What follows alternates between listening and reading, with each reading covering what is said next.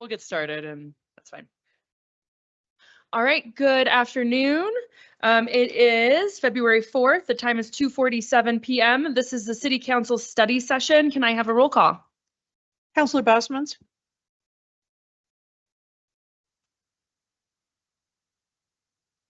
I see him online. Okay, great. Gotcha. Mayor Buell. Here. Councilor Woodruff. Here. Mayor Pro Tem Yazzie. Councilor Youssef. Here. And Mayor Pro Tem Yazzie is on the way for the record. She'll be here in about 15 minutes. Can I get a reading of the Indigenous Land Acknowledgement? This is a call to honor and respect Indigenous sovereignty and self-determination. As residents and visitors of Durango, we are called upon to educate ourselves about the history and cultural heritage of the land we inhabit. The city of Durango is situated on the ancestral homelands and territories of the Nuchu, Ute, Jicarilla Apache, Pueblos of New Mexico, Hopi Sinom, Hopi, and Dene Navajo nations. The original stewards of this land were forcibly removed and exposed to countless atrocities by the United States government, including repeatedly broken treaties, forced assimilation, the tragic legacy of Indian boarding schools, and the loss of ancestral homelands. We recognize lasting generational trauma exists within Native communities today. We affirm the continuing importance of ancestral sites to descendant communities as integral to the living cultural landscape. This acknowledgement only becomes meaningful when combined with accountable relationships and informed actions. May this serve as a step towards inclusion and reconciliation.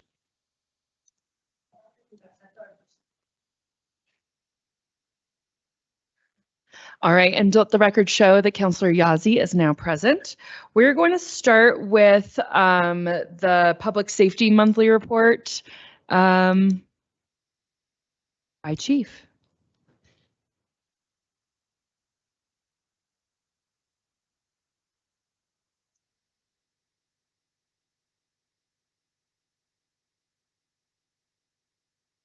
There. Wrong one. Good afternoon, Mayor, Pro Tem Mayor, and City Council. I'm happy to be here today. My name is Bryce Current, and I am the Chief of Police here in Durango. Our strategic plan focuses on safety and quality of life, and this great home rule city provides an experience and is a place where we can be safe and also feel safe. And thanks for letting me go first today because I go testify across the street. So normally I go over our mission and our vision, and I'm going to skip those today just for a matter of time. However, currently we're doing really good catching a lot of folks, which always feels good. But our mission, our vision focus around actually preventing crime instead of just responding to it simply. And we want success that cannot be measured because it never happened. We're going to go over December crime stats first, and I'm going to cover it pretty quickly because I cover most of it in the quarterly. This is the time for the quarterly stats. And I operate a month past because that's how we get our stats. So motor vehicle theft, make sure I'm on there. Motor vehicle theft, we had a significant decrease in December. We had 2 incidents down from 5 incidents in 22 and 23, and then 11 incidents in 2021, which is about a 67% lower than the 4-year average. Still trying to find out why. I know there's not a big data pool there. And a trend also in December for the total crimes, it was 28.6% higher than the 4-year average, driven mainly by burglary and larceny, which we'll talk about in this next slide. So this is the Q4 statistics, which is basically October, well, not basically, it is October through December. It's dispatch calls for service in 2024 Q4 shows a 10% increase compared to the 4-year average and a 4% increase in the officer initiated calls. With violent crime, we don't have a big data pool with homicide. Obviously, there are no homicides reported in this quarter in 24, and it was a bit of an anomaly in 23 where we had 2 last year. With rape declined by 43%, but the numbers still yet are too small to form a reliable trend on that type of data for us, thank goodness. And then robbery increased with a 400% rise from 1 incident last quarter to 5 incidents this quarter. And still a very small data pool, but yet noticeably enough for us to strategize. I didn't mean to go forward. So aggravated assault, we saw the most significant increase in volume with 14 more incidents with a 70% rise from 20 to 34 total assaults from last year to this year. So total violent crime, 2024 quarter 4 is 115% higher than the 4-year average with 13 more incidents than last year, indicating a rise in violent crime compared to historical data. A lot of that we're seeing just a lot of weapons being brandished on road rage and a lot of other incidents. So a key category, which is aggravated assault, was 172% higher compared to the 4-year average, aligning with its year-over-year rise that we're actually seeing. So for property crime, theft from auto, which is not auto theft, but from a vehicle, increased by 18 this quarter from last year, 14% above the 4-year average. And most of that's from folks not locking their cars, as we continue to see. So anybody listening, we're going to continue to educate on that as well, to lock your vehicles. Motor vehicle theft, it increased by 5, but still 11% below the 4-year average. Total property crime, this is a good number to look for trending. So property crime increased by 45%, 20% above the 4-year average. So overall reported crime for quarter 4 in 2024 increased slightly 10% higher than the 4-year average. But as I noted, there's a lot of individual areas where it's higher and lower that we can take significance from.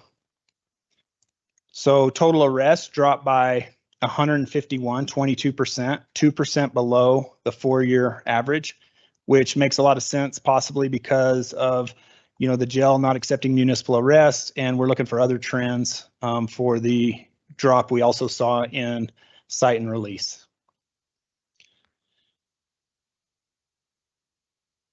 Did I got ahead of myself? So the traffic accidents, injury accidents, they decreased by 4 this quarter, 5% below the 4-year average.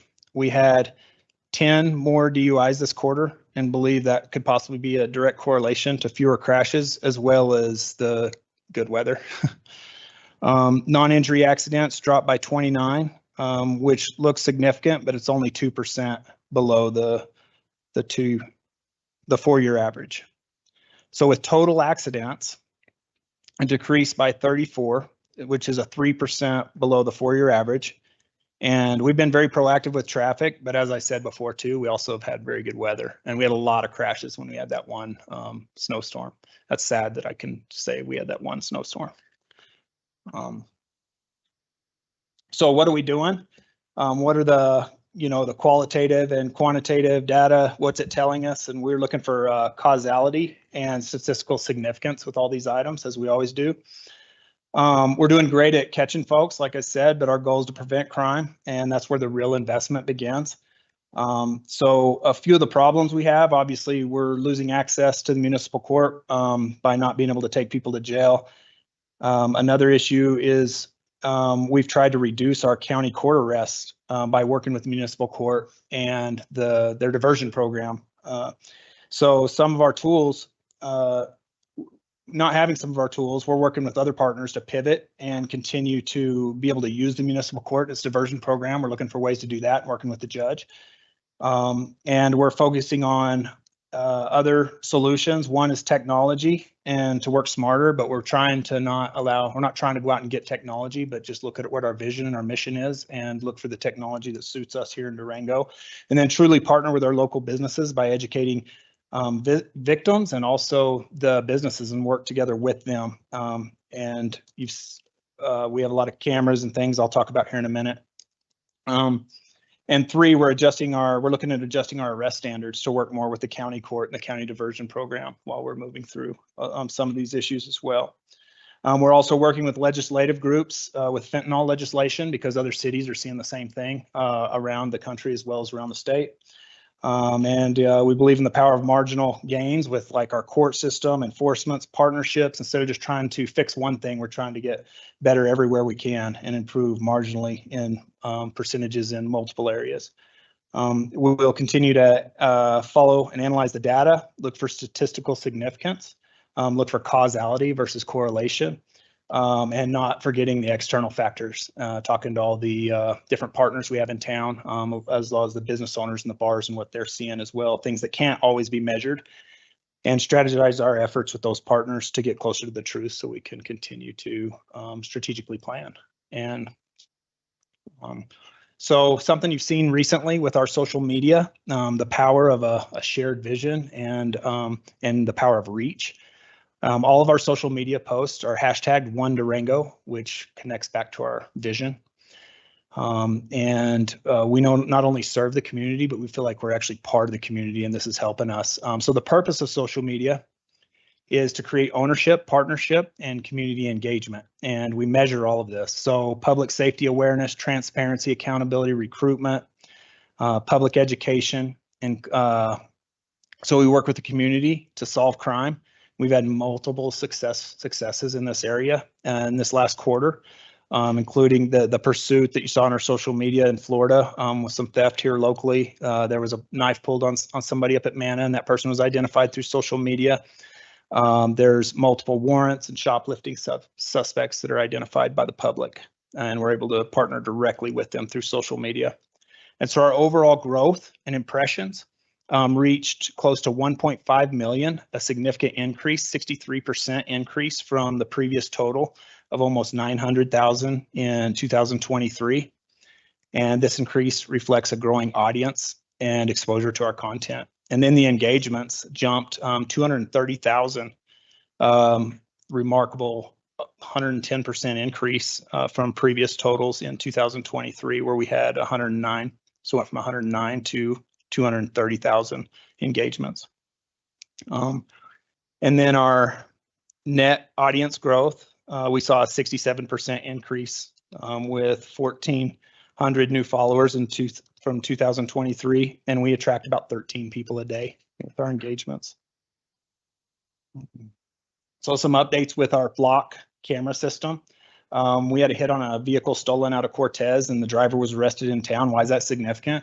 Because it's a repeat offender that lives here in Durango and was committing other crimes. And so that helps us, continue to prevent crime. As we find these individuals, Monday, Officer Lumpkin stopped a vehicle that was flagged on a DUI warrant. We had a vehicle flagged at Home Depot that where a female passenger was hiding in the back seat and was arrested for warrants, and the male had multiple warrants and was actually in the store stealing over $8,000 worth of tools that we were able to recover right then. So it's able to help us stop crime that's actually happening too. And my favorite is that we had a vehicle running from us over 100 miles an hour through town, and one of our officers decided to not pursue for safety reasons and policy and everything else, and just flagged the plate, and we picked him up the next day. We're able to charge him with those crimes.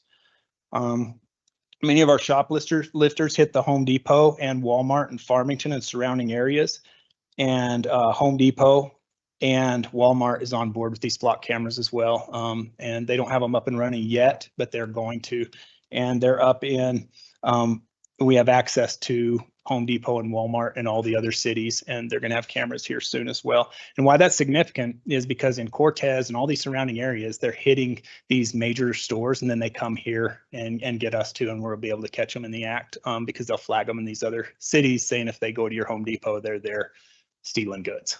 And so there's active Flock cameras in Denver, Montrose, Albuquerque, Grand Junction, Pueblo, Colorado Springs,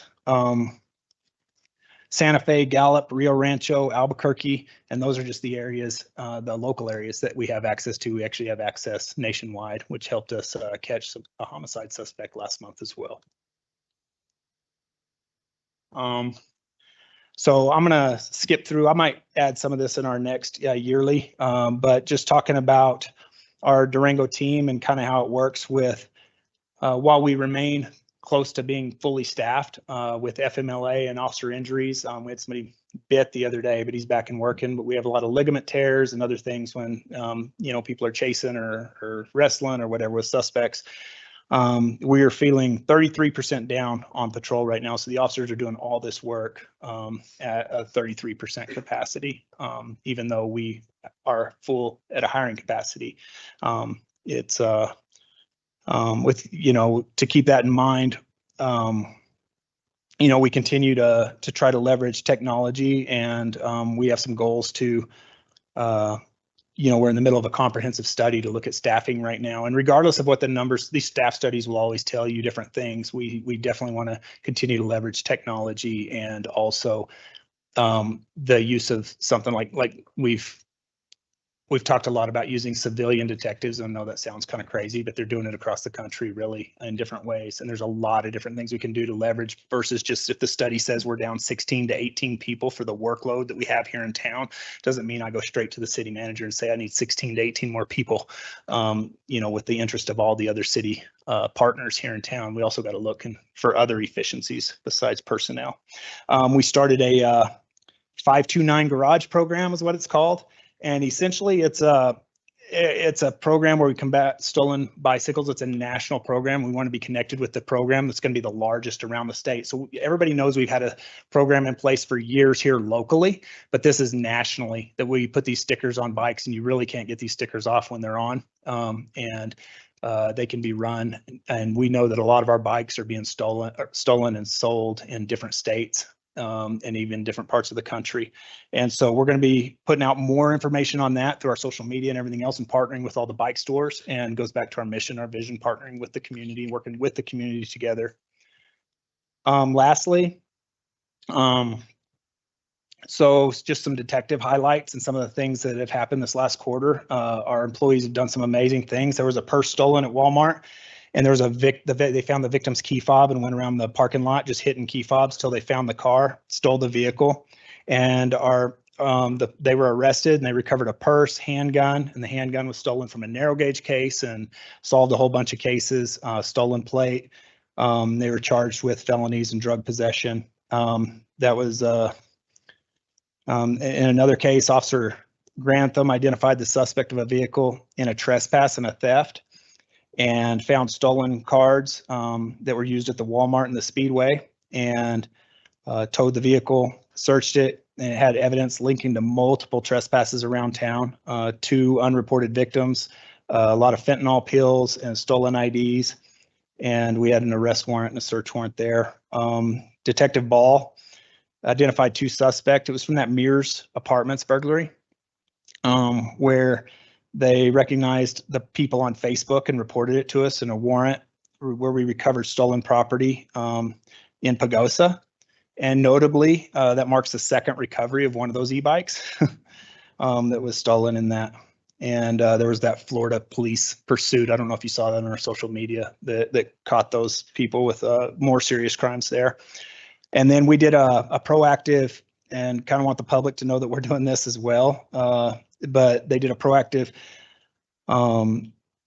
program where we worked with FedEx and UPS and their packages with Ring Nest cameras, and homeowners consented, and we deployed several GPS packages, cellular devices, bait bicycles, air tags across the city of Durango.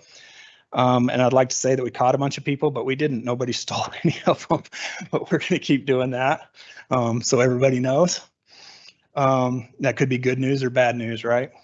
So, and then just to end with the fact that we're partnered with all the local box stores, like I said earlier, Home Depot, Walmart, but also City Market, and they proactively put up a camera trailer that you may have seen in the parking lot, and they're actually helping all their neighbors as well and partnering together with that and with us.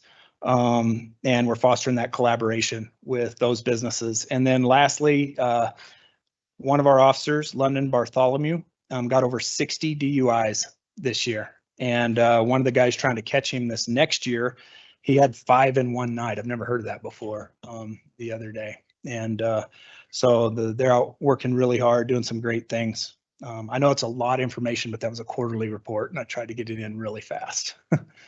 So any questions? Excellent. Thank you. Any questions from council? No. Thank you. Thank you so much. Appreciate it. All right, we will go back to the top. Organizational stewardship. We have our financial services monthly report. Sorry, Mayor, we do have one more outlier. We have Zeta online who's going to walk us through Trail to Excellence. Sorry, Devin. Zeta, if you unmute yourself, you should be able to speak. Can you hear me? Yep. Okay. Good afternoon, Mayor and Council. It's nice to be presenting with y'all today. I'm going to be joined with by Catherine Lehman. She is our strategy and performance analyst, and we're going to introduce you to our Trail to Excellence. Over this past year, we have worked to develop all of our different programs into a system of how we do business. And we wanted to distinctly identify this process and establish a clear understanding of what we're doing in the minds of our staff and of the community.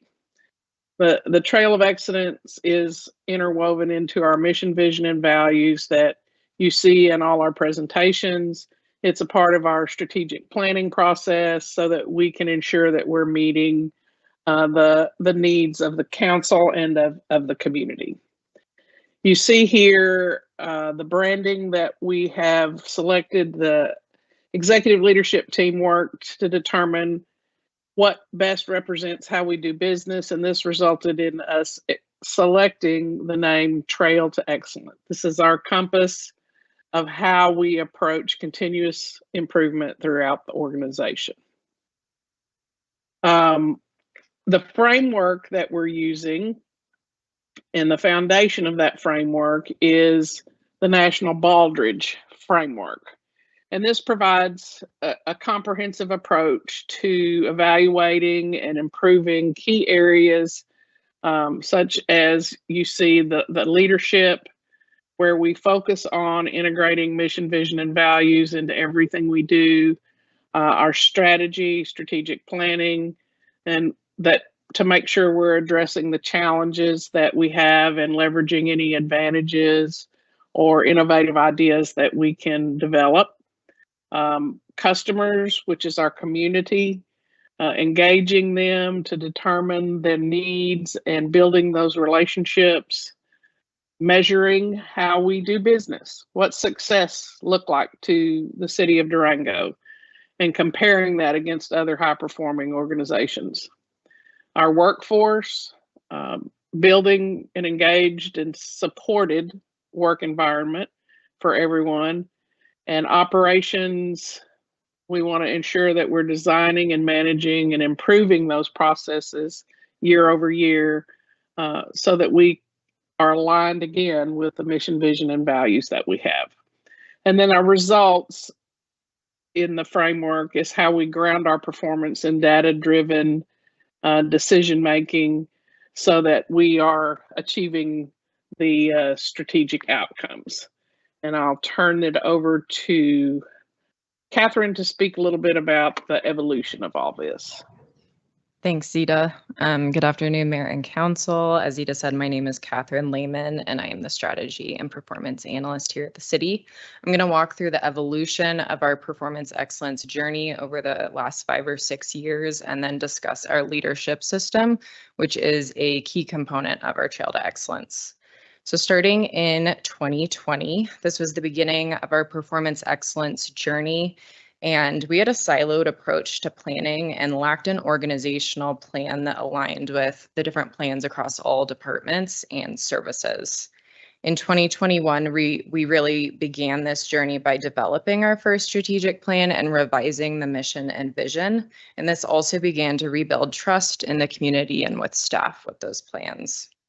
In 2022, we integrated the individual plans into a comprehensive strategic plan and operating plan. And this plan really represented the entire organization at that higher level. We developed cross-functional teams across the city that represented all city departments. And we also started the Growth and Momentum Learning Series, which started to cultivate a strong and empowered team. In 2023, our goal here was really to make continuous improvement the norm and how we do business. We had done all of that prep work up until 2022, and I feel like 2023 is really when we hit the ground running. All of our departments developed customer service strategies to reinforce a positive and consistent community experience. And then we also began to better define our performance measures to benchmark and determine how we could improve as a department and as a city as a whole. In 2024, the framework of performance excellence that Zita discussed really came together with our strategic planning process and became a blueprint for our future. We hosted a city council strategic plan retreat where we revised the mission and vision and our strategic goals and objectives. We held focus groups and workshops with employees, community organizations, partners, and community members to really understand the needs of the community and our workforce as a whole. We did countless exercises internally and externally, including a SWOT with you all. We did a sleepless nights exercise with staff. And then we also created 6 cross-functional teams, which we call our goal teams. And we have 1 strategic plan goal team for each goal area. And the intent with these teams is that they identify and solve organizational problems or opportunities rather that pertain to each strategic plan goal. At the end of 2024, each team had identified a strategy or an organizational improvement to make and address in 2025. And we had 6 strategies that were approved at the end of the year. Looking forward into 2025 and where we are now, we are at the beginning of deploying our first tactical plan, which addresses those 6 strategies.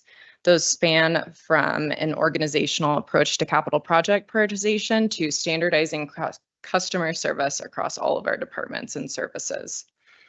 We are gathering and analyzing data and information throughout the year for those solutions. We're going to develop and test approaches and implement new ways to accomplish our goals at that high level strategic plan. We are also working to create a public-facing dashboard to show progress made on our goals and our performance measures. That segues into our leadership system. This system here is a really key component of our Trail to Excellence and the journey that we've been on up until this point. This really outlines how key decisions are made at our leadership level and how those are communicated and carried out informally and formally through the organization. This plan starts at its core with our ELT values, which are honor the group, seek possibilities, pause, listen, and collaborate, and foster and maintain trust. From there, we have our organizational core values and our mission and vision, and those really set the foundation for all decision-making at our leadership level in our organization. From there, we have 5 components, which are a bit more operational in nature. And they are commitment to community, which prioritizes serving community needs by incorporating community values and historical context into decision-making. Strategic alignment and vision aligns the goals of the community, elected officials, and our workforce. Fiscal responsibility and oversight illustrates the commitment to financial excellence and fiscal responsibility. And operational excellence prioritizes the continuous monitoring of performance and optimizing resources. And then last but definitely not least is accountability and communication. This is how we foster openness, inclusion, and clarity in all decision-making and processes. All of these components come together to guide and represent how leadership is exercised and how key decisions are made here at the City of Durango. This system is an integral part of our journey in pursuing performance excellence, and this is also a final draft that will be up for ELT approval this week. We'll be reviewing that internally. And with that, I will pass it back to Zita to discuss the culture that has been cultivated with our Trail to Excellence. Thank you, Catherine. This next slide talks about our culture and how it is created through the characteristics that we work to instill in staff and in our leadership. These principles impact the staff and the behaviors and then create an environment that fosters collaboration. You'll see our core values at the center: teamwork, dependability, professionalism, service, respect, innovation, and well-being. And those core values help us. We get those core values by working around the wheel with things like continuous improvement, so that it drives us for excellence on a daily basis in our operations. We celebrate success, which helps foster the teamwork where we recognize individuals and collective achievements. Innovation helps us be agile as we make decisions and adapt to a constantly changing environment, and it pushes us to think creatively. Adaptability is how we remain resilient as we face challenges or opportunities for improvement, and tolerance for mistakes, because we recognize that that's part of the growth and innovation process. The mutual respect is something that embodies, the professionalism, how we foster trust in the organization and ethical behavior across the organization. And with all that, I just say that, we're building much more than a set of abstract principles in this process. It's a living, breathing ecosystem that defines who we are and how we work. And by committing to these core values and embracing these characteristics that we have here, we create an environment where staff and leadership can thrive and innovate and make meaningful contributions and have an impact on the community that we call home. And with that, we will take any questions that you might have. Thank you, guys. Any questions? No questions. Just wanted to make a note that it's often hard to define how you achieve operational excellence. And by providing a clear roadmap, it gives you not only achievable goals, but an idea to how to replicate it. And so kudos to you all. I mean, the amount of work that went into the strategic plan was immense. And you can see how much intention goes into how to make this organization better on a continuous basis. That's what every organization and business tries to do in my mind, is like, how do we achieve desired results and replicate it? So kudos to the team and instilling the ability to just ask the question, how do we do better, and to achieve those results on a day-to-day basis and to continue to reach and do better. I'm super impressed, and I think I applaud you all for the work that you're putting in to make this happen. So thank you. Thank you. Anyone else? Excellent. Thank you so much. All right. I believe now we are at Financial Services Monthly Report.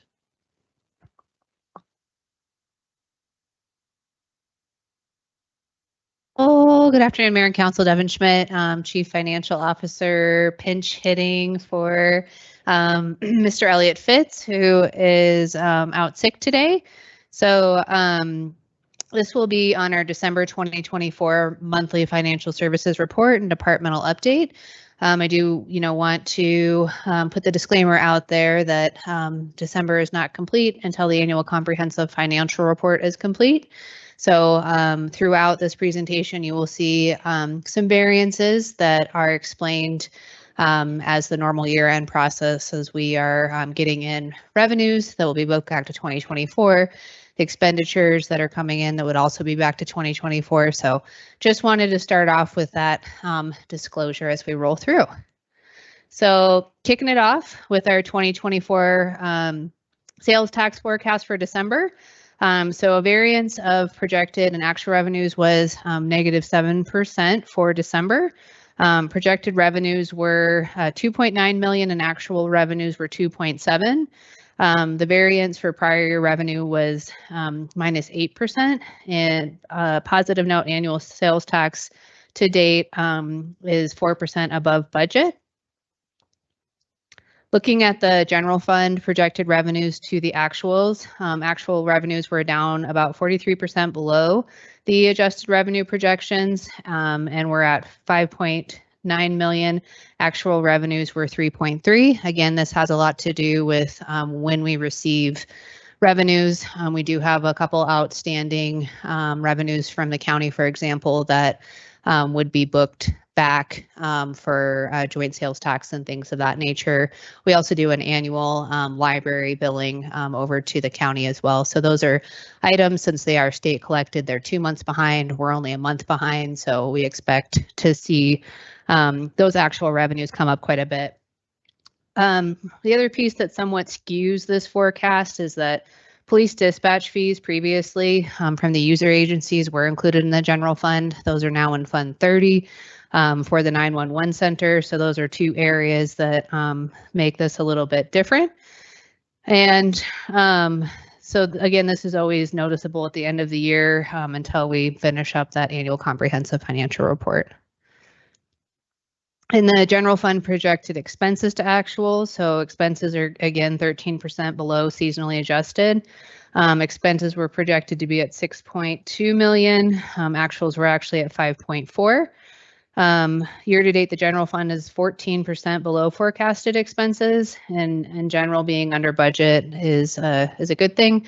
But once again, we are still booking back invoices that belong in 2024 for when services were rendered per GAAP principles. So this is all subject to change, but this is as of today. The enterprise funds projected revenues to actual. So actual revenues were 47% below.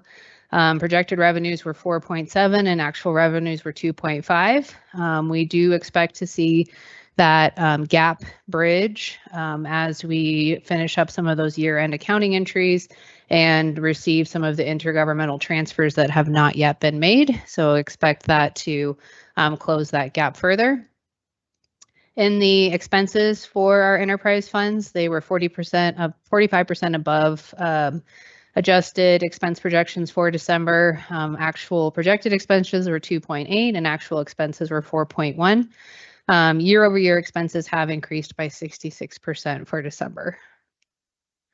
For our capital projects funds, actual revenues were 74% below expense projections.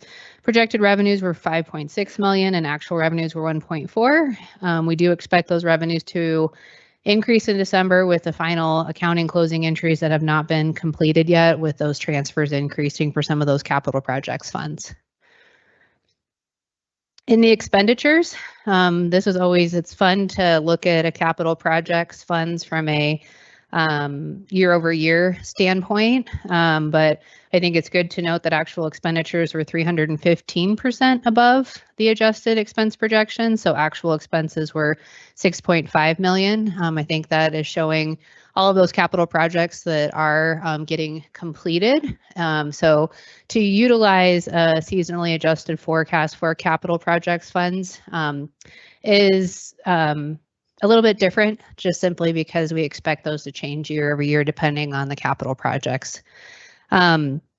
So the capital budgets, again, those have those large variances, specifically at year end. With that year end accounting function, you will see that dip again when depreciation is run for all those capital projects that are in the proprietary funds. But I think the success story here is that the expenditures and what's being completed in December. So we'll continue to have some retainage invoices roll in to that nature for capital projects. And so again, that'll change a bit as well. In other news and financial services, the accounting is working on those year-end closing entries, as I had chatted about, working on ramping up for our annual audit. And fleet and facilities, they completed 31 special requests for facilities maintenance, 137 work orders were completed, 153 pieces of inventory issued over the counter in the warehouse for December. There was a window project that was completed for fleet and facilities. And in customer service, we have a new implementation for the utility bill statement that allows for independent trash and recycle service type billing for all residential duplex properties. So that's a nice feature for our residents. And then trash and recycle container and dumpster sizes to be listed next to the service. So just a nice clarity for the folks that are paying those utility bills to be able to see exactly what those are. And then wanted to let the council know and the community that the food tax and rebate utility refund will open February 3rd, or I guess that was yesterday. So that's all I have. Excellent. Thank you. Any questions? All righty. Next up, Yes, thank you. Next up, we have our Diversity, Equity, Inclusion, and Belonging Cross-Functional Team Monthly Report. Hi, Kyle. Hello. Mayor and Council, Kyle Delamora here, staff liaison for the DEIB cross-functional team. I'm here to provide an update on the CFT and our goals for the year. I'd first like to start by introducing new CFT members. We have Lena Hart with the Police Department, Greg Williams from Parks and Rec, and Shannon Richley with Public Works. And the reason why that is important to note is because we're aiming to get representation from all of our departments. So the police and public works teams are new additions. So taking a look at our goals for 2025, we're continuing work with the ILA. We have several short-term action items underway or in process. We're getting to work towards the midterm action plan, and I'll go into that more in the next slide. But some of the goals for the year are to finalize the usage through a staff guidance document, placing signage in key city spaces, and integrating the ILA into our new employee onboarding process. Second, we're working with our consultants at CPS-HR to bring a year's worth of lunch and learns to staff. We received feedback on what topics people are interested in learning more about. We're also going to employ local subject matter experts to do more outside things like cooking or yoga, hikes, just a cultural significant places in the area. And finally, our third goal is to identify key performance indicators and develop a dashboard to track our engagement and impact of the CFT's efforts throughout the year. So our update on the ILA, this slide shows our short-term and midterm action plans and where we're at. We do have our resource page live on the website. So that was in our short-term action plan. That includes the ILA language, the project background, and information on projects related to the specific tribes that were named in the ILA. We're also working with the PIO team to integrate this map onto the website, and this basically is a map of the world, and you can hover over it and it shows who were the original inhabitants of the land. We're going to have this focused on the Four Corners region. And why we think this is kind of cool is the map actually encourages users to think critically, and it provides options to contact the local nations to verify the information they're learning about. The midterm action plan, that wasn't really slated for a year, so we're really excited to be starting the work on that. Most notably, we're getting the signage up around town for the ILA, so that's posted on public-facing screens throughout city buildings. We decided on this approach because the intent of the document was to receive feedback. So this way we have the flexibility to change it without having a permanent sign. And these signs are up at the rec center, the library, the transit center, and those are on transit buses as well, the PD, the welcome center, and at City Hall. And last, we've also begun discussions with the park teams on creating unified signage and identifying meaningful locations throughout our parks and trails to post the ILA. That's all I have. Any questions? Excellent. Thank you. Any questions? All right. Thank you. Next up, we have our environmental sustainability no report. So we are on to innovative housing and economic development, our community development monthly report. Sorry, I didn't read the no report at the end of that one first. I psyched you out. Yes. Good afternoon, Mayor, Council. Daniel Murray with Community Development here to share both a 2024 year in review as well as a look at 2025. So when I created this presentation a few weeks ago, we were very happy to have our director. That led us to take a group photo. Jamie, she's here today. The excitement still continues. We're settling into good routines, learning a lot every day about our processes. It's very effective to reflect on the work you do and why you do it. There's a lot of institutional knowledge, and there's also a lot of good questions that come up with why do we do things that way? So that is moving forward. I also want to say that we're still working shoulder to shoulder with our colleagues in economic opportunity and housing innovation. So you see Mike French and his team. We are very cohesive group, and we're still doing work despite some of the structural shifting that's occurring in the organization. And I thought this was also a good opportunity to include our customer service strategy here. If you remember, several years ago, these were introduced. Ours is building community together. There's 3 pillars to building community together. First is professional and efficient assistance in an accessible environment. We, in simple terms, are in the information exchange role, and we provide information on land use code, building code, and our process. Which brings us to the second pillar of clear, comprehensive, and consistent communication. It's a lot of explaining why a standard may exist, why a decision may have been made, and explaining what a proposal may be. If it's next to them, they're very curious for information. What's going on next door? Or a common question, what can I do with my property? And lastly, we facilitate context-sensitive solutions. So we find ourselves facilitating a process. It's a very public process. We certainly, as much as we share information, we are often receiving information, and we always try to make sure we're listening and understanding the context at which we are planning.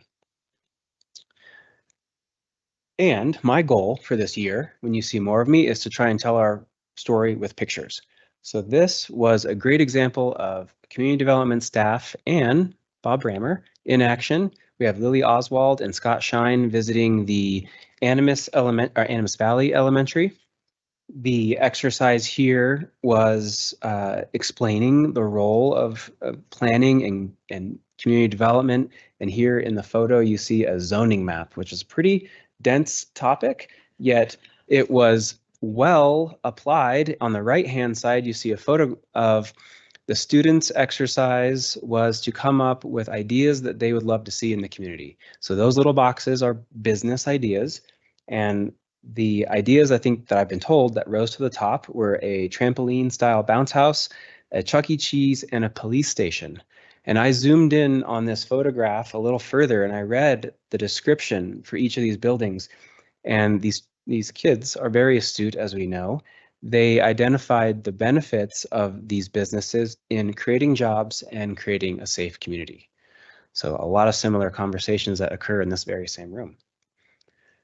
Looking at 2024, capturing several reference points, there's 3 aspects of community development, if you will. Land use permitting is one of them. 392 applications this year, 240 issued land use permits. That's everything from administrative, signs, fences, all the way up to projects that come before our Community Development Commission, as well as you all, for commercial development, multifamily development, and phased development. On the right side, you see code compliance, a second component of community development. We have 120 cases and 82 cases resolved. And I'm happy to report this was a position that turned over in the 3rd quarter of the year. This individual is hitting the ground running. They're actually a former city employee. So Shane Rukema came in with a lot of energy and a lot of focus. He has fully embraced OpenGov and all of his documentation, as well as the other stream of code cases come from SeeClickFix, which you may hear of that as well. Other departments utilize that. So Shane, and to his credit, has established some great routines of going out into the community, whether it be a focus on signage for a particular location or day, a focus on lighting, and those are inspections that are done after hours. And we take an educational and constructive approach, again, going back to our customer service strategy. Code enforcement or a violation is the most infrequent and our last option. Most cases never even get to any sort of citation. It is handled primarily through education and communication. These next couple metrics are in the building permitting aspect, our 3rd role we play. On the left screen, you see 2024 construction valuation, a steady upward trend, and it was a significant uptick in 2024, $118 million in construction valuation. So a couple highlights. I asked our team to kind of break that down and find out, well, what's going on between $118 million in valuation. 4 main projects stood out. We have Affinity Apartments that have broken ground out at Three Springs. Right now it's in the foundation stage. So you can see that it's 9 different buildings, 162 units is what's captured there. Mesa Verde Living, senior living, is 124 units. If you recall my last update, that was about a $20 million project alone, and that's also in South Fork.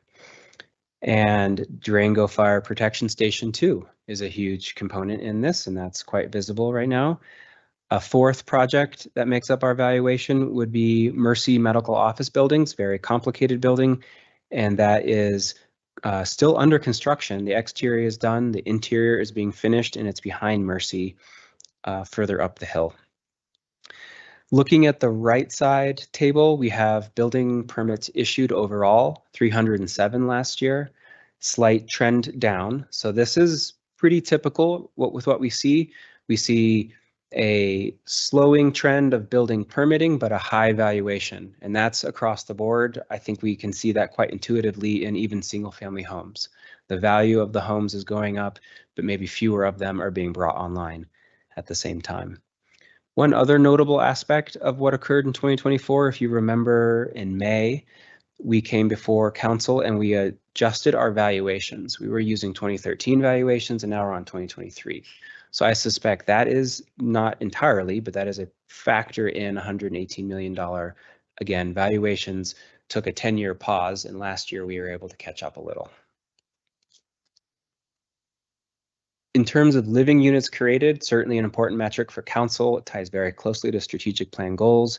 177 units created, at least issued in permit in 2024. Many of them take time to come online, but those were captured in building permits last year.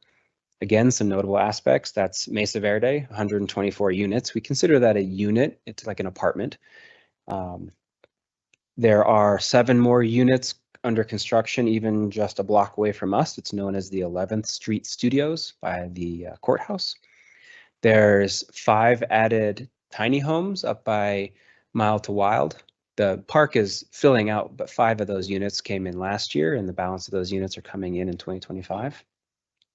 And then the rest of the 177 would be single family or duplex construction. So 41 homes added last year. That's Twin Buttes, Three Springs, Rosemary Lane is plugging away if you've been by that location. And Rosemary Lane is unique in that it allows ADUs by right. So each one of those could have 2 units in the building. And of course, dispersed infill development throughout the city. Something I was reflecting on, well, what occurred last 2023? How did we get to 260 units? And I think the most notable piece of that was, in fact, the residences at Durango. That was 110 units that the city as a partner brought through permitting, and those units are being leased this year. So that's how the process flows. We capture them when permitted, and then they're coming online a year or so later. Looking back at the year, some highlights I've mentioned already is we launched OpenGov. This was a significant modernization of our permitting for all aspects, land use, code enforcement, building, as well as our colleagues in engineering permitting. The building permit valuations were updated, a 10-year lag there, so we caught up, as well as several land use amendments in both lighting and statutory updates handed down from us, the state, as well as all of the current planning, as we call it, the land use permitting that I just captured in those slides. Looking ahead to 2025, we will continue with land use permitting as we build out in key areas of the community, Twin Buttes, Three Springs, and infill throughout. That's our core role, if you will. I'm highlighting Head Start as a new facility that continues through the process. There's public engagement occurring before the Community Development Commission. So your lower boards and commissions are serving their role to hear public comment and again, facilitate a way for the public to feel involved. That is also a city partnership and aligns closely with our strategic plan goals. In terms of affordable housing, in 2025, Lightner Creek Commons will be the next project you see that's on your agenda later tonight. That's 29 units. of multifamily townhome style development. We are proceeding with the process of hiring a building official. That's something that we appreciate the support of city management as well as council in budgeting that position this year, bringing expertise and predictability to our building permit process. A change that occurred in the permitting world is that plumbing permits are now handled by the state of Colorado Department of Regulatory Affairs. As of January 1, handles all plumbing permits. That's similar to electrical permits. The reason that the city shifted to allowing the state to do those inspections for us was twofold. Similar to electrical, it requires an individual who is licensed and certified to do that type of inspection. And until recently, we didn't have those qualifications. So we thought it best to let the state do that. It is a free service to local governments such as us, and they handle that in a very timely manner. They have requirements to do inspections within 3 days, and they've said that they handle their inspections within 24 hours, 94% of the time. So we still feel like the customer service delivery is there with our partners at the state. And lastly, finishing on what I think will be our topic for quite a while, OpenGov. We are fully in the permitting aspect of OpenGov. The next big phase for us will be getting inspection requests in OpenGov. So it's working with our development community, the builders, to communicate with us not by phone anymore or not by email, but going in and logging and requesting their inspection request. The phone, the email, it always will exist. It's not being cut off. We're just trying to trend and push folks towards the more consistent and more easily documented way of conducting business. And lastly, I mentioned our colleagues in engineering. We want to bring them through this process as well. And so those conversations are ongoing on how we can sync up both ComDev and engineering's use of OpenGov. And that concludes my presentation. Excellent, thank you. Questions? Just really quick, could you go back to like the slide where it showed the valuation versus the permitting, how those are inversely proportional? Yeah, is that something that we are seeing across other municipalities in Colorado, or is it kind of just, I mean, not that you're paying a ton of, you got a lot on your plate already here as it is, not that you would pay attention to other communities outside of Durango, but are we seeing that trend kind of happen in other places similar to ours? What I'd like to do is reach out to some of our peer communities and ask, because I would imagine they're doing their year-end analysis. So let me come back. And yeah, I don't want to put in a bunch of work on your plate, but it'd be good to know where we are standing and, you know, are we an outlier or are we doing kind of comparable to other communities? And, you know, how do we continue to push that mode of excellence that I think all value. So thank you. Any other questions for Daniel? Thank you for the presentation. Okay, thank you. All right, we're back to safety and quality of life with our 911. Katie, hi. Greetings, Council, Mayor Pro Tem Katie Fox, Emergency Communications Director. I'll dive right in with our January 2025 lifesavers. Amelia Aguilar and Xavier Hahn together handled 3 life-saving incidents. I'd like to commend their skills and compassion on these calls, which did result in 3 lives saved. And I would like to point out one of them was a pediatric patient. It was a pretty rough call and Amelia did a great job on it. So I would like to extend recognition to her for that. Our backup generator project is complete. So we installed 2 backup generators to provide backup power for all of our critical systems at the communications center. This ensures seamless operations, which aligns with the city's strategic plan, goal and objectives for safety and quality of life. We learned some really great lessons about looping CIP in early and often, and we're looking for a dual fuel system conversion to add an additional layer of redundancy in 2025 for those. I'd like to dive into some statistical trends from the past 5 years. This first slide is our call volume. So call volume is actually down across the board. We've had a 15% decrease in incoming admin line calls and a 9% decrease in 911 calls incoming. Despite a decrease in our call volume, dispatch workload is increasing. This slide here speaks to the number of incidents our center handles annually. A decrease in call volume coupled with this increase in incidents indicates a higher percentage of the phone calls that are coming in are actually legitimate requests for response rather than the public using dispatches of 411 or information line, which is encouraging. Additionally, I'll note the 60% increase in our traffic stops. So these are the highest priority incidents that our center handles. And that's just due to the inherent dangers to our field units during these stops. And a 60% increase over 5 years is very significant for us. I'd also draw your attention to the 12% increase in our EMS and fire incidents. Medical calls especially require extensive lines of questioning, along with an extended duration on the call with the caller so that we can monitor patient status and provide pre-arrival instructions. So even though that increased percentage is small, those calls are heavy on our workload.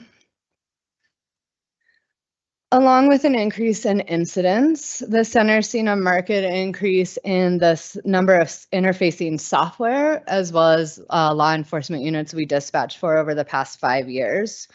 Prior to 2020, dispatch interfaced with 4 additional software programs. That's outside of our basic CAD, radio, phone, and CBI systems. We now interface with 13. 12 of those are operational.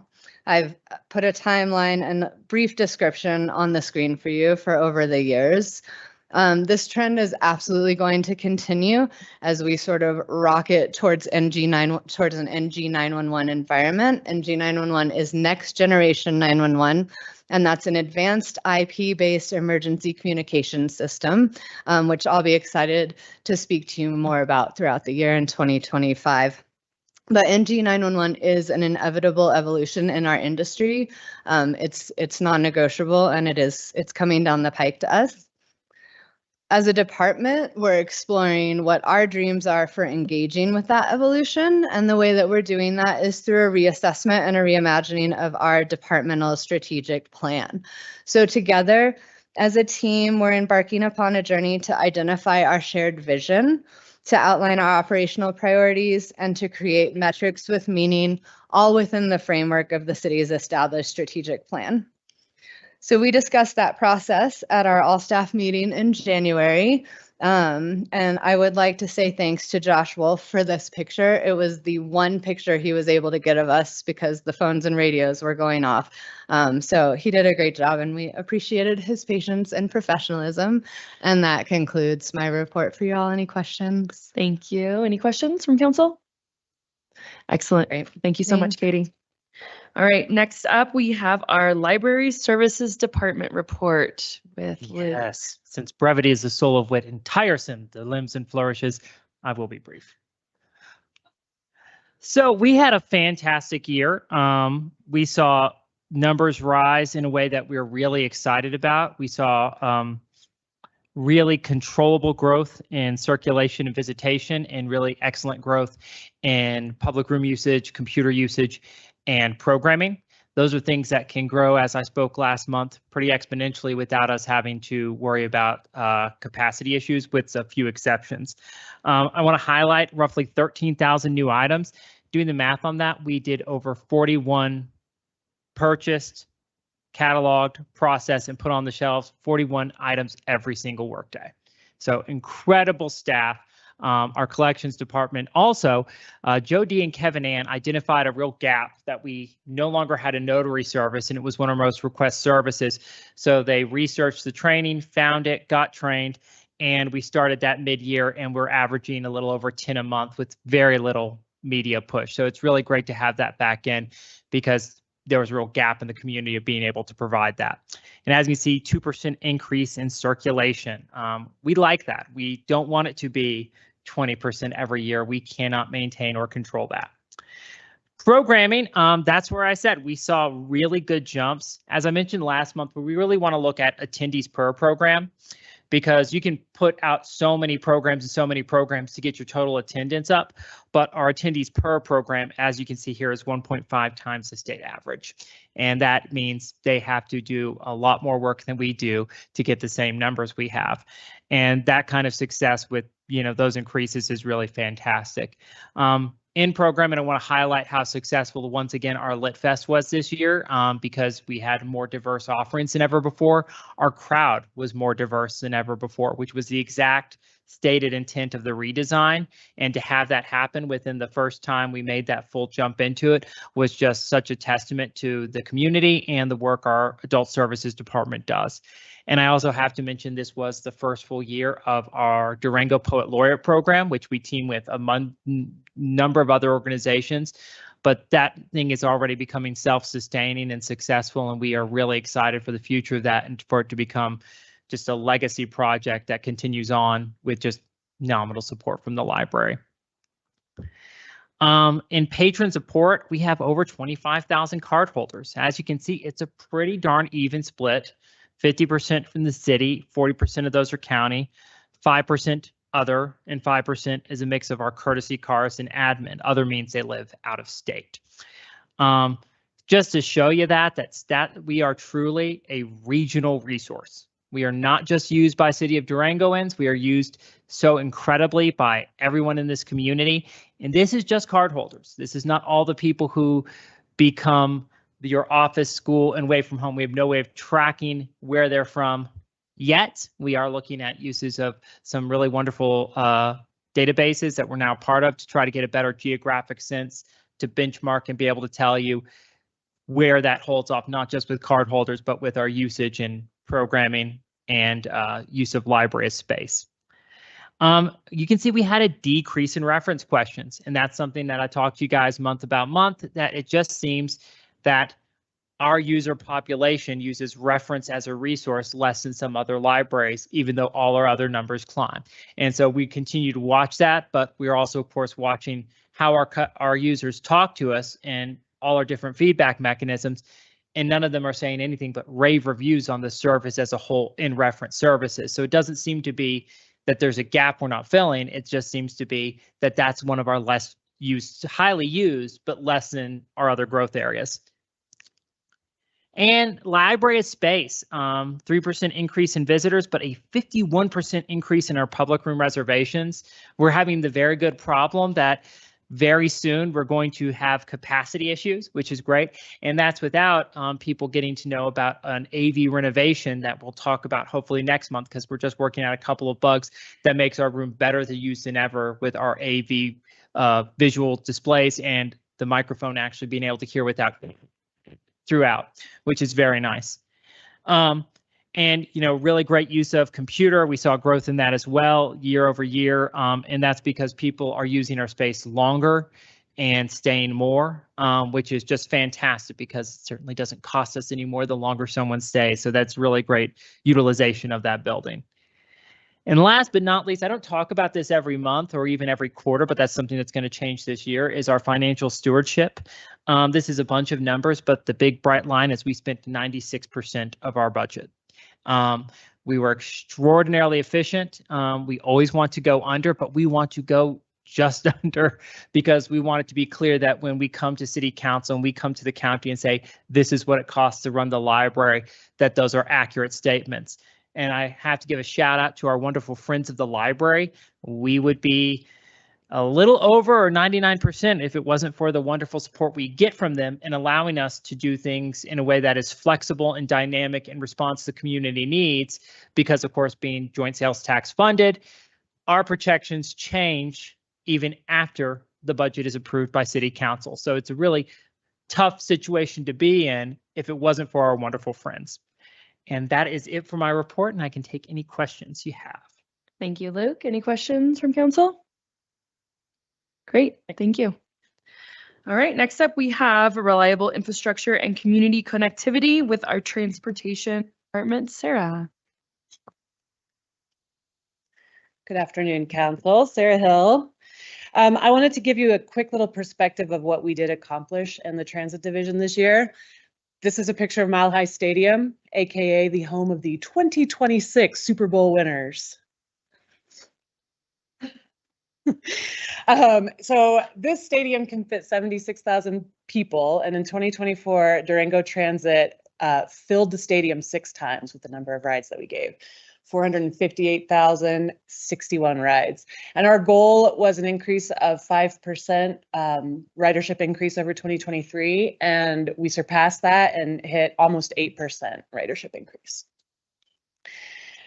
Of those riders, some of this might be familiar. This is part of our 2024 transit ridership survey. 76% of our riders are transit dependent. They don't have another way to get around town. 71% ride daily. I've broken out the occupations here. The highest occupation that uses transit is service industry, and that's our folks that staff restaurants, hotels, bars. And then 78% of our ridership lives in households that make less than $50,000 a year. So through your support, you are directly impacting the lives of low-wage earners in our community, and you're providing a really affordable option for residents and visitors. So thank you. And I'm also happy to report that we have a satisfaction rating 8.58 out of 10, which is the highest that we've had in 7 years. So really proud of our team that's providing the service to folks. Some quick multimodal updates. This is Liam Gettleman. He just graduated from Fort Lewis College in December, and we were able to bring him on board as our multimodal specialist. Most of his academic research was multimodal transportation, and he actually worked with Marty as a sustainability intern this summer. So we're really happy to have him on board full time. He's going to be overseeing some of our multimodal programs like the Safe Routes to School program, Way to Go Club, and a lot of our events. And he's already hit the ground running because Winter Bike to Work Day is next Friday, February 14th. That will begin at 7 a.m. There's 6 different stations around town this year. Those will be at the Fort Lewis Environmental Center, Backcountry Experience, Durango Sustainable Goods, the Tool Library, Rocky Mountain High, and then downtown at Studio And. So that's just a fun way to celebrate winter commuting. And then they're wrapping up the day with a silent disco party at 11th Street Station at 7 p.m. And then I just wanted to give you a really quick highlight of 2 of our multimodal CIP projects, starting with the College and 8th Safety Project. This project has been on the books since about 2017. It is really going to increase safety and calm traffic on College Drive from 3rd Ave up to 8th Ave, and then around the corner on 8th Ave from College down to 1st. It does score as one of the highest multimodal priorities in our criteria matrix based on the number of crashes in that corridor, its designation as a school route, access to affordable housing, the amount of pedestrian activity, and its opportunity for connectivity. This project has been a bit of a casualty of the COVID era. Prices, you know, when we were ready to go to construction for the first time, or bid for construction, we didn't receive bids the first 3 times. The 4th time, it was much higher than our engineer cost estimate. So we did just go to bid for the final time. We are happy to report that we did receive a cost estimate to complete this project. It is higher than the engineering estimate, so this is a little bit of a spoiler alert. We are going to be going to FAB on Thursday and asking them to make a recommendation to City Council about amending the budget to get this project across the finish line for us this year. And that will come back to you at your February 19th regular meeting. And then lastly, the Camino Crossing project. We are resuming engineering design efforts on Camino. This is the underpass project that's going to connect north and west Durango to downtown safely across Camino del Rio. And if you remember, we did a feasibility study in 2020 that looked at every crossing of Camino from College up to 14th Street and the under, over, and at grade feasibility of all of those intersections. And 12th Street and Camino with an underpass was what was recommended as the best long-term solution there. We paused that design, waiting for the DFPD process of planning and construction to make some headway. So now that they are complete with those phases, we are resuming design. It is a very complicated project with a lot of impact to our utilities. So we're currently working really closely with a lot of the upfront, most significant issues of the project with our internal city divisions that have the highest impact. And then we will be putting together a very strategic community engagement process to take some of the design options to the community. So more to come on that project, but I just wanted to give a quick highlight to reintroduce that we are resuming that one. That is all I have this month. Thank you very much. I just want to say Sarah came with me to the Mayor Walk and Roll yesterday, which was a great, successful, I think, because they were inquiring about the 8th Ave safety and crossings there. And so they were super concerned, and they came thinking they had to convince us that we needed to spearhead a project. And we were like, wait, we have one and here we go. And so they were super excited. And yeah, so I really appreciate you coming to that. It is super helpful to have staff there with me to like fully answer questions because I don't know everything. So thank you so much. My pleasure. Yep. All right. Next up, we have Tony with our Aviation Department monthly report. Good afternoon, Mayor and Council. Tony Vicari, Aviation Director at the Durango-La Plata County Airport, here to provide the monthly update on airport operations with a focus on 2024 recap. So just quick, starting off a little different than normal, different order here. Start off with the airline route network. No major changes since last time when we did meet in January. Updated you on United Airlines addition of daily Houston service that'll occur this summer. So no changes in that. That'll still planned for every day between June 26th and August 18th, in addition to some Saturdays before that. So we continue to market and push on the Houston side to continue to open up another market for us in terms of connectivity there. But otherwise, the airline flight schedule is unchanged. Looking at some recap numbers from 2024, I don't have a fun graphic like Sarah, but if you look at our airline employment number, you can see the 2024 final figure of just over 250,000. That's just employments. That's an FAA measure. If you look at total passengers, you can double it. And our total final number for 2024 ended up at about 499,000. So I guess we filled Mile High Stadium about 7 times. So. Not that it's a competition. You just made it one. But you can see that's a 16% increase over 2023. This was easily a record year for all-time traffic at the airport. You can see seat capacity and airline load factor also up. Parking lot exit transaction volume, rental car volume up, and proportionate numbers there. And as we've talked about throughout the year, our terminal concession revenue and general aviation activity remain significantly higher than what our baseline has been. So record-breaking year on almost every level at the airport. Just a couple of charts and graphs here to run through. First off, this is annual employment traffic over the last 25 years or so. Obviously, you can see one of the big things that stands out is the growth we've seen in the last 2 years here in 2023 and 24. The growth rate over those 2 years is unprecedented in the history of the airport. We're now up about 30% over where we were pre-pandemic. So some sizable functional changes in terms of what we're seeing on an annualized basis there. A little bit more breakout here. This is long-term growth of passengers by airline. So you can see the functionality between the blue line, which is United, and the red line, which is American in particular. And then again, you can really see the growth the last 2 years has been driven by both carriers, but in particular United.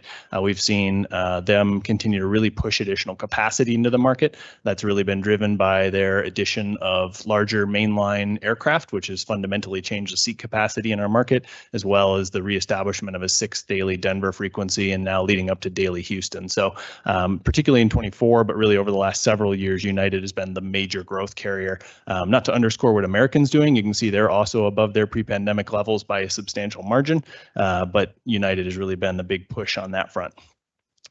This really kind of speaks to the different strategies of the two airlines. This is outbound seat capacity by month in 2024.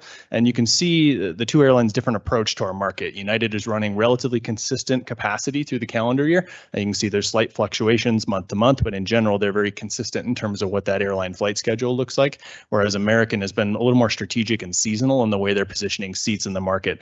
Obviously, you can see their focus has really been trying to capture some of our strongest period in the core summer, and they've been a little less aggressive in terms of pulling back that capacity in the first quarter and fourth quarter in particular. So just a little bit different business models and how the airlines are choosing to look at our market. That's not necessarily a complete Durango thing. Some of that is more functional in the way both United and American are setting up their route networks. Next up is just a quick run through on some surveying, give you a little better sense of the passenger demographics using the airport. So you can see the pie chart here looking at the breakdown of type of traveler in 2024. You can see leisure travelers with the largest chunk of the pie here, followed by business traffic and then friends and family traffic.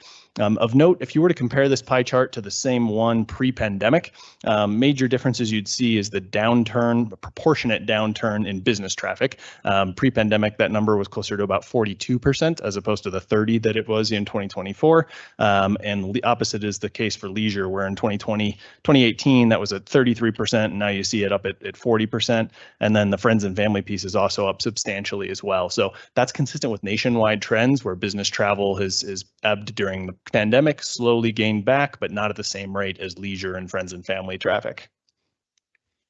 And then next up, you can see a little bit same proportions, but spreading them out throughout the calendar year. So this gives you a sense again of kind of the traffic flow we're seeing from a trip purpose use throughout the year at the airport. So you can see the blue line, for example, is business traffic. You can see throughout the 12 calendar months, it's relatively consistent. We're seeing business traffic in and out of the airport fairly consistent throughout the 12 months of the year, whereas we see much more seasonality with leisure traffic. That's to be expected. You can obviously see that peaking substantially during the traditional summer travel season, as well as some of the first quarter when we see more leisure traffic for folks that are moving around on spring break and ski travel and such on that front. Friends and family tends to peak in summer as well as around the holidays. And then last pie chart is looking at local versus visitor breakdown. So again, you can see visitation was about 55% of our total traffic in 2024, locals at 37 and second homeowners at 7%. Again, if you were to compare that to pre-pandemic, there's a couple of shifts there. We're seeing a higher level of proportionate visitation. That same percentage pre-pandemic was about 48%. Now it's up to 54. Full-time local use was about 43% pre-pandemic, down to 37%. So we're seeing a growth on the visitation side in general on that front. What I would note there is that local use is actually up from pre-pandemic. Remember, these are proportionate numbers, but we're also seeing 30% more overall travelers. So local use of the airport is up from pre-pandemic, just not up as strongly as what visitation has been on that front. Kind of the same thing. Business traffic is almost exactly back to where it was pre-pandemic within a couple of percentage points, but leisure traffic is so strongly recovered and it's now dramatically outpacing where it was pre-pandemic. And then lastly, on the charts and graphs here, you can see the same thing, the seasonality of our aspects of travel here. Blue line being full-time local residents. Again, you can see a relatively consistent use. Our locals are using the airport on a pretty consistent basis throughout the year, whereas the visitation side is much more seasonal as well, where we see that traditional peaking in the summer months as well as Q1. Quick rundown. We talked about parking and parking lots a lot. Obviously, as we continue to get busier at the airport, we're seeing pressure on the parking side. As a reminder, we have another project teed up that'll be out to bid very shortly here to add another 150 paved parking spaces this summer at the airport. But one of the big things you'll hear us talk about as we continue to move forward into the future years is managing surge events. So what you look here, the orange line is 2024, and this is parking revenue on a 7-day moving average throughout the calendar year. And so you can kind of get a sense of how our year feels in terms of activity in the parking lots, but the thing that really stands out are the spikes, the surges in here. And so you can trace those out to known events. Spring break is one of the early bumps, and then the two big ones at the end are Thanksgiving and Christmas holiday traffic.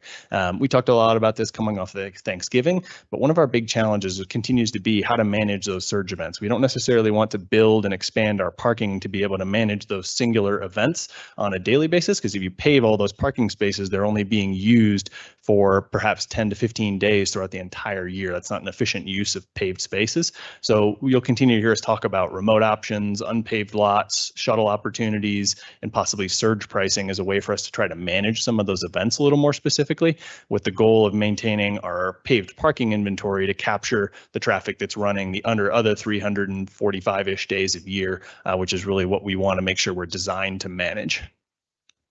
And then just quick run through on projects. Terminal Phase 1B continues to move along quite swiftly.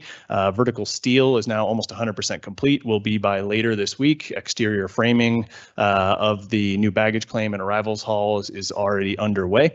So moving along swiftly, remain on track for opening that first segment of the Phase 1B project likely in August of 2025. So exciting to continue to move that forward on that front. And you can see a couple of other things. Also, we're looking forward to a delivery of a new firefighting vehicle for the airport, likely in the April timeframe. That is now on the manufacturing floor after a long wait in supply chain challenges on the manufacturing front. So excited to get that moving as well. And then here's a whole litany. I won't go through all of these, but I did mention we have that phase 2 parking lot expansion project that is out to bid next week. And we will be anticipating construction this summer to continue to move forward on the parking side as well as the facility side. And then lastly, just to wrap up, a couple of photos. You can see here some of the steel movement of the new baggage claim and arrival hall. If you go out to the airport now, this actually is fully complete and looks like it's moving along quick. The 2 weeks between submitting this packet and current, you can see a lot of construction process. And then lastly, pretty cool process as part of the Phase 1B project. We are looking to incorporate community art in the terminal, something we haven't historically done. So we had a call for artists that was put out in the fall that closed. We had 36 proposals that were received. It was a really tough process for a selection committee, but they ultimately narrowed it down to 3 proposals that you can see some basic renderings of here that'll be included in the future space. Really cool. These are all awarded to local and regional artists. Annie is out of Mancus, C is out of Uray, and Jeff is here in Durango. So we're able to provide this opportunity to 3 local artists to be able to put some really cool touch on what the future terminal building is. One of our core goals is to have it be a better representation of sense of place of Southwest Colorado. So looking forward to how that'll feel in the new space. And with that, I'll just take any questions. Excellent. Thank you, Tony. Any questions? Yeah. Thank you for that report, but I'm curious, to one of the meetings I went to early on, the Southern Ute were going to go ahead and do some displays in those. Did that ever happen, or is that still in the works? Yep, that is still, I'm glad you brought that up. So in addition to the art, we do have 2 dedicated display areas that are indeed being managed, will be managed through the Southern Ute Indian Tribe. One will be in this first phase, the new baggage claim space, and the other one will be in the next phase, which is the future gate area. So I'm in ongoing conversations with the tribe in terms of how that's going to look and manage it. We're currently working on an MOU to outline the responsibilities and duties of that. We had a call recently with their museum group to talk about kind of how they might start to work on that. So we are in coordination with them, and that indeed remains the plan. I don't want to put you on the spot too much, but you mentioned supply chain challenges, and I'm just curious, with the potential tariffs, if we're concerned about supply chain challenges going forward, and anticipating any of that, and also with the changes at the federal potentially funding level, just if you could speak to that briefly. Yeah, no, very good question. So on the first one, thankfully, I'm not terribly concerned about, tariff implications for the airport in large part because our largest project, the Phase 1B terminal project, is already bid out and under contract. So all of the subcontractors are under contract through our prime contractor of Nunn Construction. So those prices are locked at this point. So that is a very good thing from a risk management standpoint. Otherwise, your point is very valid, particularly as we look forward towards things like steel prices and other aspects, there could be some volatility there. So feel like we're pretty well insulated on the terminal front. Future projects, looking forward, TBD, but the big one for us is in a good place. So that's great. And then the second piece around federal grants, also a great question. Obviously, there's been a lot of change coming out of the White House and DC with change in administration. There's been a series of major pivots here, more specifically to the airport and anyone who's potentially holding or looking at federal grants. There's been a series of executive orders coming out of the White House that implicate how grants are managed nationwide and across the full federal portfolio. And then there was actually a memo put out by the Office of Management and Budget about a week and a half ago that caused a lot of concern around the country because it effectively put a pause on the disbursement of federal funds, even under executed grants. However, I would note that memo was rescinded within about 48 hours or so of it being issued and is currently in a series of court processes to evaluate whether that would be. So as of now, there's zero change in terms of the grant portfolio for the airport, something we're obviously paying close attention to. The general consensus within the industry is that any existing grants that are already executed have very low risk factor and are very unlikely to be targeted appropriated outside of any potential short-term pause or disruption that could be out there. Looking forward, that the big consideration will be future grants that are not under obligation. For the airport in particular, we have 2 bipartisan infrastructure law grants that are appropriated already. These are, the bill has been passed and is appropriated by Congress. And so there's allocated funding out of that bill in both FY25 and FY26, the last 2 years of that bill, that is tabbed to come to DRO, as well as many other airports around the country. And that is baked into our financials for the terminal. So admittedly, if there were to be some sort of threat to that, that would cause some potential financial pressure for us as we approach this project. However, again, I've heard no real discussion so far around appropriated funding being implicated at this point. So very much a little bit of a touchy, thing as we process this. But for now, business as usual, and we'll just continue to monitor it pretty carefully. Yeah. Anyone else? All right. Thank you, Tony. Next up, we have our Public Works Department monthly update. Good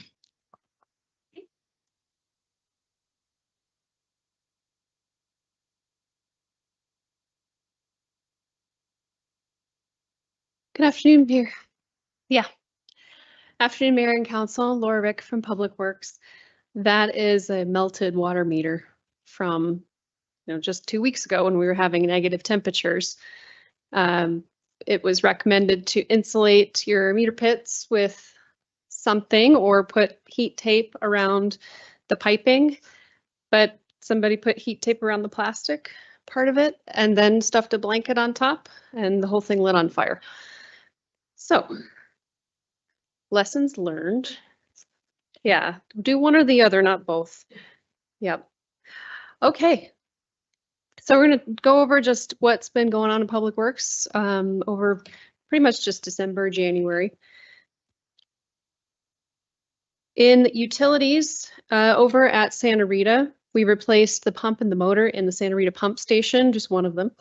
The pump station delivers Animas River water up to the College Mesa water treatment plant for treatment. And the pumps are capable of moving over 3,000 gallons a minute through the 30-inch pipeline that goes up gig line toward the plant. Last year, pump 3 started to develop a bit of a wobble, which in a pump that big is a huge problem. So we took it out and replaced it with the spare that we had, and that one will be taken and torn apart, either repaired or replaced, just depending on how significant the damage is to it. And then it'll be put back on the shelf for a spare. We've got a new operator and a new plant supervisor at the water plant. They started in December and they're on a very steep learning curve, but they're doing really well and enjoying it so far. And operators at the wastewater plant have been really busy taking care of equipment. Murphy has been visiting often and making all sorts of trouble for them. So been working on equipment day after day. They had to rebuild a centrifuge filtrate pump that needed a new impeller. And after they repaired it, they ended up getting 100 gallons a minute more flow capacity out of the pump when they turned it back on. So it needed to happen. And the picture here on the right shows flushable, I'm putting that in quotation marks, wipes caught in the debris screen and the auger at the Headworks building. This is where the wastewater comes into the wastewater plant. This thing's job is to catch stuff that comes into the plant so it doesn't ruin equipment downstream. But this is just a friendly reminder that if it doesn't come from your body, keep it out of the potty, except for toilet paper. And personal wipes, hygiene products, they wreak havoc on our sewer system. Don't put that stuff down the toilet. So C&D has been really busy. Just last week, we had 3 breaks in 3 days and a sanitary sewer overflow. Remember, a couple weeks ago, we were having negative temperatures, and today it's 65 degrees out. So this freeze-thaw cycle moves the ground and it moves the pipes, and then we get problems. So they've been responding to lots of water and sewer emergencies over the last couple months. Clearing severely clogged sewer mains, repairing broken water mains, and replacing service lines that are leaking with proper materials. They do work really quickly to make sure that our customers are only down for, as minimal amount of time as possible. So the pictures on this slide, a contractor was performing a sanitary sewer service line repair and was digging in one of the alleys and uncovered this. And they called us and they said, you got to come and see this. So we have a sanitary sewer main with a storm sewer main sitting directly on top of it, crushing the sanitary main. So you can see the damage here to it. The hole in it is actually the service connection with the tap taken off of it. But thankfully that sewer pipe is actually lined on the inside, so it wasn't leaking, but our crews got in there as fast as they could, put a Band-Aid on it, and then now we've got a plan in place to get the whole section of this fixed. It's only going down one alley, thankfully, so figuring out how to get that fixed as soon as we can. So our street manager took us no further than our own crew. So the street supervisor, Gene Ramirez, seen here, very happy in his decisions. He's been promoted to the streets manager and he's going to start, I think, in the next 2 weeks, maybe the 17th is his first day officially in the new role. So the whole crew is just so happy to have him in this position. The crew's been working on crack seal around town. They've done about 10 blocks so far, and that was 2 weeks ago when we made this presentation. They reconditioned a stormwater pond up at the recycle center, and that involves removing all of the infiltration sand out of the pond, replacing it, and cleaning out the inlet and outlet pipings, and that makes sure that the pond functions properly. Another great picture here. Our new solid waste manager, Jimmy Smith, started in January. He's doing really well so far, drinking out of a fire hose. And our staff received hands-on in-person training from the company Routeware, which is the company that provided the new software and hardware in our trucks that provide the routing software around the city. And IT helped to install new access control systems and cameras at the recycle center. So this is going to increase the safety and the security of the facility. We performed quarterly maintenance on our baler, so the recycle center was closed for, I think, a day and a half while they did that. And that just makes sure that we can continue proper function, continue operations in the recycle center. Well, sir. Oh, that's a video. Didn't know that. All right, in capital improvements, we're preparing to send several projects out to bid, including the Rockridge Pump Station, 8th Ave sewer replacement, ADA ramps around town, the Santa Rita Entrance Road, cemetery irrigation project, which is going to be for a new raw water main from the Animas River up there. And as Sarah said, bids were received for the College and 8th project, and they were over budget, so we're making a path forward with FAB on Thursday. The Block 54 alley drainage paving project, which is between 4th and 5th Avenue and 8th and 9th Streets. The Animas River Trail reconstruction from Santa Rita to Albertsons, and the 9th Street Mill and Overlay projects, and the Santa Rita primary sludge pump projects. They're all under contract, waiting to start construction as soon as the season starts. And Lake Nighthorse entrance, as of this morning, I heard has reached significant completion. They've received a certificate of occupancy, and the EV charging stations are making good progress. In engineering, Durango Mesa emergency egress road is complete, and this is going to allow for a second point of access in case of emergencies if the main road is closed. The road's also going to allow for work to be done on the Highway 3 Durango Mesa Road intersection and construction of the main road, as well as the first phase of the water line install up to the top of the mesa. County Road 250, 251 annexation passed a major milestone by being approved by the BOCC, Board of County Commissioners, and it'll then come to council and is anticipated for final reading in early March, which will complete the annexation process. The Stormwater Focus Group had their first meeting in January, and this was mostly to introduce each other and introduce the stormwater management program, the current program, future state of the program, the difference between preventative and reactionary maintenance, and then just talk about the need for dedicated funding moving forward with the stormwater program. So we've got the next few meetings scheduled and give you updates as they come. And the engineering approved the building permit for the Starbucks out at Wilson Gulch Road. So they started construction on their foundation in December. Next week, Public Works is going to the La Plata San Juan Futures Fair at the fairgrounds. So we're gonna have students from Durango, Bayfield, Silverton, and Ignacio school districts come to the fairgrounds, middle school and high school kids, to learn about regional career pathways and connect them to industry professionals and college representatives. So because careers in public works are often sight unseen, out of sight, out of mind type jobs, we're really trying to make an effort to be there at all of these types of events, to just get it out there and introduce it, so that people can see that a career in public works is a really rewarding way to serve the community, help people of all backgrounds. We're also continuing to work with Fort Lewis on our workforce technical program, interviewing water systems and wastewater systems around the region to see what their challenges and successes are, their needs for getting experienced operators, and how are they able to fill positions with qualified candidates.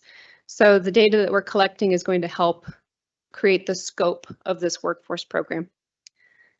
And I just got some pictures here to highlight our partnership with PIO. They've been really helpful in getting us out there. So any questions for me? Excellent. Thank you so much. Any questions? Thank you for the report. Thank you. Great. Next up, we have our Engaged and Informed Community Engagement and Public Information Monthly Report. Good afternoon, Mayor and Council. My name is Clancy Nixon. I'm the Community Engagement Specialist. You don't like that one? We're fun though. We're fun at community engagement. We're fun. No, I love it. Branding the fun. All right. But noted, yes. Community engagement, strategic plan goals. This supports the engaged and informed community goal. I did a year in review for my first full year of being community engagement specialist. So we hosted 40 public meetings, community meetings. We had 950 attendees, with 434 of those being new. So that's 46% of attendees being new, which I am pretty proud of that number for the city. Focus groups, we had 13 focus groups with the first year that we've done focus groups. So that's exciting. And then community outreach contacts. It's 395. These are like classroom visits, meetings for coffee. And this is all directly out of my division, not necessarily comprehensive from the entire city. So this is what I was directly involved with. So like Laura's numbers, for instance, are not reflected in those community outreach contacts. Some 2024 highlights: we launched the Engage Durango website. So again, that's engage.durangoco.gov. That launched just less than a year ago, so March 2024. Feels like it's been around forever, and it's been a really incredible tool for our engagement. We also have Nerds Night Out Trivia that we launched as a pilot, and it seems to be going really well. I think we've done 5, or this will be our 5th in February. The last 2 that we hosted, there wasn't really a seat or a spot in Esoterra for any other team member or teams. So kind of picking up some steam there. Neighborhood walk-and-rolls we know about, as has been shared earlier today. Those have taken off, and we've been getting consistent requests from different neighborhoods around the community for those walks and rolls.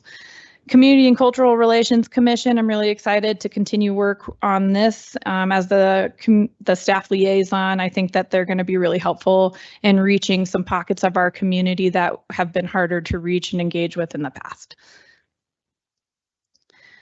The Engage Durango website, here's the overall analytics for 2024, you can see these highlighted projects here, this huge spike that we see in September. That one was actually a photo contest for the budget book. And then July, that spike that you see there is the Midtown Safety and Connectivity. We did a quick poll and asked which design folks preferred. Registrations, these are registered users, people who have actually signed up and created a profile. We have 349 from our first year. Number of projects that are on there currently or throughout the year was 335. And you can see almost 19,000 views. Upcoming engagement that we have Nerds Night Out Trivia on Galentine's Day on February 13th at Esoterra at 7 o'clock. Some team has to dethrone Kip's team back here because they've been on the throne for the last like 4 of our Nerds Night Out programs of trivia. Yeah, you got to go get them. And then the stormwater program focus group, as Laura already spoke about, and then the neighborhood will continue with those meetings. The neighborhood walk and roll already happened. So that is it. Any questions? Thank you for the update. Any questions for Clancy? All right. Thank you. Thank you.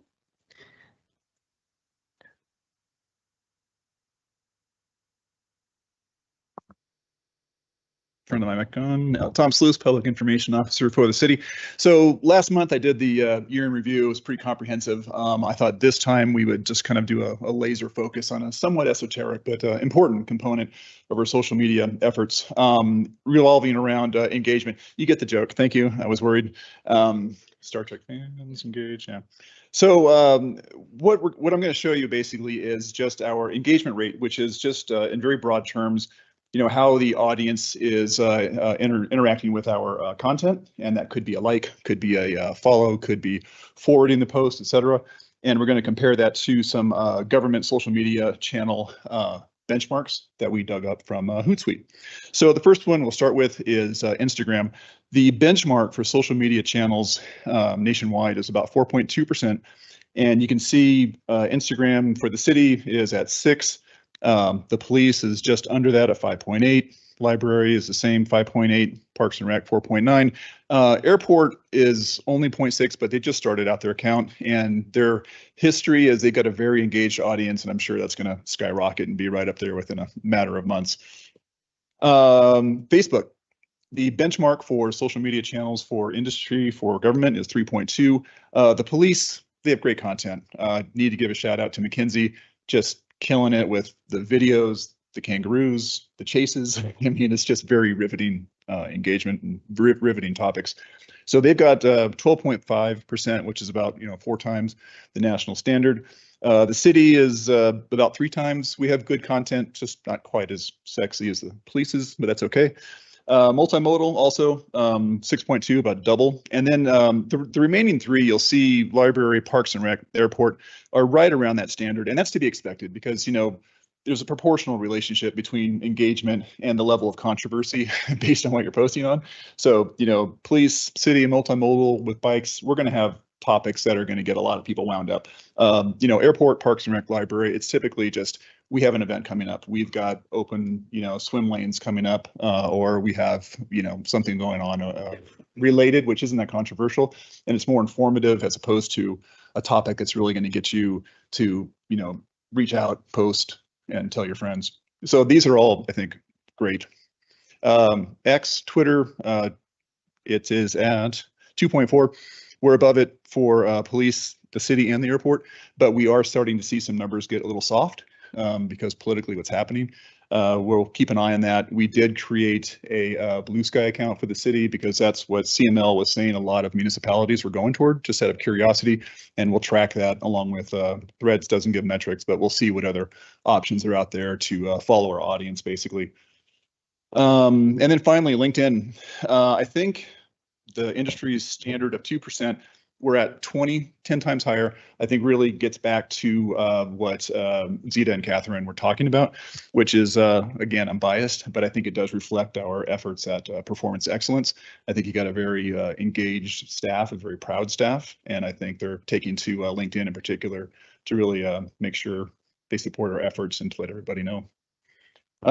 So that's it. I'm actually done, but if you have any questions, I'm happy to answer anything on social media, news releases, video, anything you want. Yeah, thank you. Go ahead. Yeah. Yeah. Okay, so my question is, you've got the engagement. How do you equate that with time? It's like, could an engagement be like 1 second on LinkedIn? Or what about if somebody who hangs on the website for like, 3 minutes? Is it measuring one engagement? Yeah, it's I wrote it down. I'm not sure. Yeah, it's a percentage calculation based on the impressions and somebody who actually engaged in any format for any amount of time. So it's really just of all the impressions, which we had, millions of impressions last year, divided by somebody who actually did something, not necessarily the time spent. We do track that metric on, for example, the website, and we can see, for example, year to year, if somebody's spending on average, 10 seconds on a web page or 40 seconds. And of course, for the website in particular, we want to have that be as long as possible. But for social media, it doesn't track that metric. Sure. Thank you. The police post about Snowdown and the DUIs was very comical, and I got lots of comments about how great and funny and informative it was. So, way to be. Yeah. Thank you. Great. Thanks. That's it. Do the Strategic Workforce Development Quarterly Report, is that just in the packet, or is that a presentation? Bonnie? So Is the it's just in the packet. Thank you. Awesome. Thank you so much. All right. And now adjournment. A little early. Way to go, team. Thanks, guys.